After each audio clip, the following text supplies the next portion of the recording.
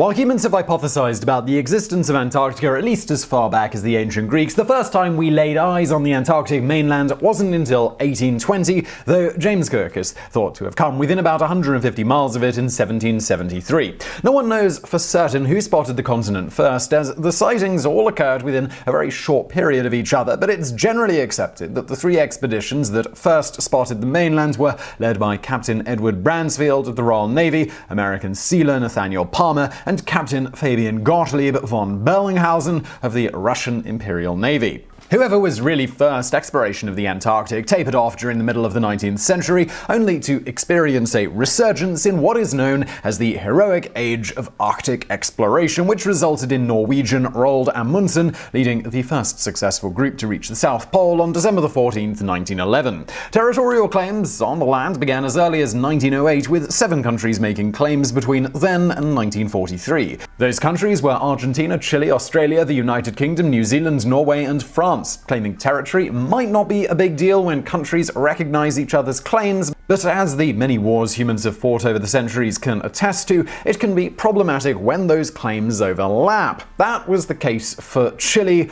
Argentina, and Great Britain. When Britain proposed the 3 countries argue their cases with the International Court of Justice in both 1947 and 1955, Argentina and Chile they refused. It was then suggested that those with an interest in the continent put aside their differences and have joint control over the continent. Other proposals brought before the countries of the United Nations tried to create an international agreement for governing Antarctica and even creating a UN trusteeship, but they all failed to gain traction. It was the International Geophysical Year, the IGY, that provided the impetus for international cooperation in Antarctica. The IGY spanned 18 months, starting in 1957, where 12 countries carried out major scientific research on Antarctica. These countries consisted of those 7 with territory claims on the continent, along with the United States, Soviet Union, Japan, Belgium, and South Africa. The IGY was such a success that the United States invited the participating nations to Washington, D.C. from October 15th to December 1st, 1959.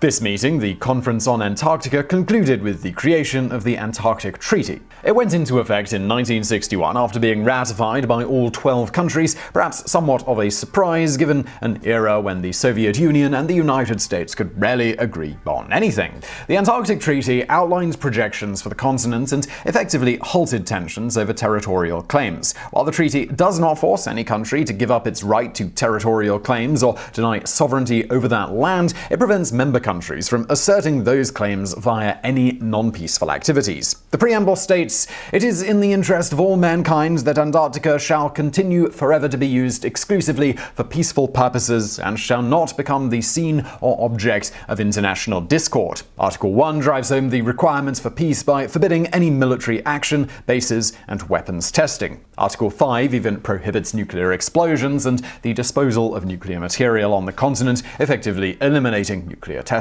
or direct pollution in Antarctica. The treaty also addresses the continuation of scientific research, stating, "Freedom of scientific investigation in Antarctica and cooperation toward that end shall continue." It goes a step further by requiring the signatory countries to inform the others when they're conducting scientific studies and to freely share information. In order to partially facilitate this and ensure everyone on the continent is actually focused on science, the treaty allows each country to observe and inspect the facilities and equipment of any of the others. The Antarctic Treaty has since grown to include other agreements, collectively known as the Antarctic Treaty System, ATS, and the number of members has also grown. As of the writing of the script for this video, there were 54 countries belonging to the ATS with interests in scientific research in Antarctica.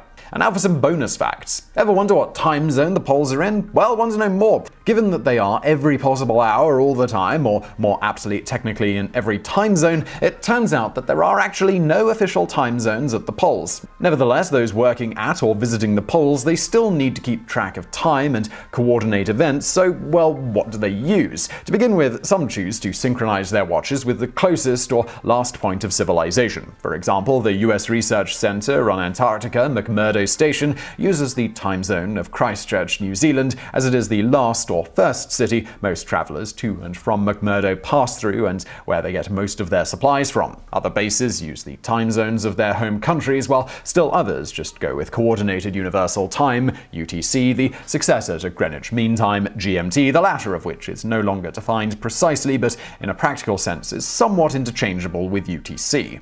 And now for another bonus fact. The name Antarctica comes from the Greek word Antarctic, which literally means opposite to the north. The continent is, of course, home to the southernmost point on Earth. John George Bartholomew, a Scottish cartographer, is believed to be the first person to use Antarctica to refer to the continent. However, the name was used for a different place by the French before this. In the 1500s, they had a colony in Brazil below the equator, which they named France Antarctique. Now for another bonus fact. Remarkably, a bird weighing only an average of around 100 grams called the Arctic tern manages to make a migration spanning from the shores of Antarctica all the way to Greenland. Tracked by 1.4-gram geolocators, scientists were able to determine the shortest migration for the birds was an astounding 36,900 miles, that's 60,000 kilometers, while the longest was 50,700 miles, that's 81,000 kilometers. For perspective, the circumference of the Earth is 24,901 miles, or 40,075 kilometers. This makes them the record holder for the longest migration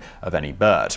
The migration is completed annually at every life stage. Given that the Arctic tern can live as many as 35 years, a single Arctic tern can potentially travel about 1.5 million miles, that's 2.4 million kilometers in their lifetime. This is equal to 3 trips to the moon and back. During its migration, the Arctic tern completes a round trip from Greenland, traversing the Weddell Sea and, as noted, even flying along the shores of Antarctica. The birds take a break at sea over the North Atlantic while they fuel up on food. Being a seabird, they eat mainly fish and marine invertebrates. When this break is complete, the birds head down the coast of northwest Africa, around the Cape Verde Islands, then off the west coast of Africa towards Senegal. At this point in their travel, something very odd occurs. Rather than following the same path, only around half of the migrating birds will continue the path along the coast of Africa. The remaining birds actually cross the Atlantic Ocean and go down the coast of South America. The reason behind this isn't fully understood, but whatever the case, both sets of birds complete their trip successfully. The return trip also has an interesting twist. Rather than traveling straight back along the path as they came, the terns instead travel in a twisted S-shaped pattern through the Atlantic Ocean.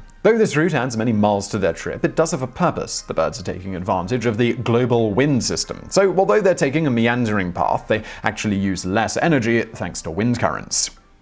So I really hope you found that video interesting. If you did, please do hit that thumbs up button below and don't forget to subscribe. We got brand new videos just like this every day of the week. When you're subscribing, make sure you smash that notification bell so you'll actually find out when we put out a new video. That would be nice. Also, why not check out our podcast? It's called The BrainFood Show. If you like this show, I really think you'll enjoy that podcast. Just search BrainFood, one word, in Apple Podcasts, Spotify, wherever you get your podcasts, and you will assuredly find it. And thank you for watching.